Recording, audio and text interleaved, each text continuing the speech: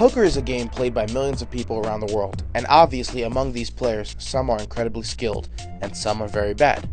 Card Player TV spoke to poker pro Jonathan Little about how to adjust your play when you encounter both players who are better and worse than you.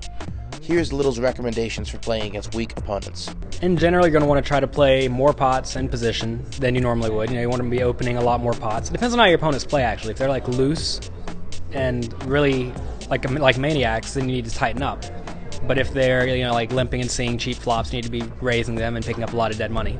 Little notes that a skill advantage in poker comes from making better decisions, and so the best way to maximize your advantage is to give yourself more opportunities to make those decisions. Basically, you want to play as many pots post-flop as possible because that's where a lot of guys have the least amount of experience. So, try to see flops in position and make good plays, make better plays than they're going to make. While playing against weak opponents is always more desirable, unfortunately, sometimes in poker tournaments, you can find yourself stuck at a table where you feel like your opponents are more advanced than you. In this case, Little recommends taking away their ability to make decisions.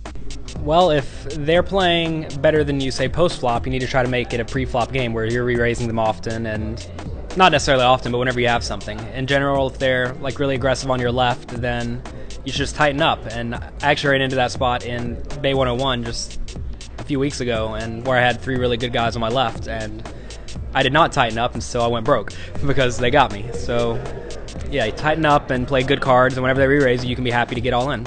By trying to get all in early in hands and pushing small edges, you take away their ability to control the pot size and utilize their decision-making advantage. If you're say like the 80th best person out of the 100 people in this tournament, you need to be looking to get it all in a lot, because that's how you're going to win. Even if you're like a 45% to win, and you're getting even money, so you're going to lose 5%, you should still probably take that if you are that much worse than everyone else.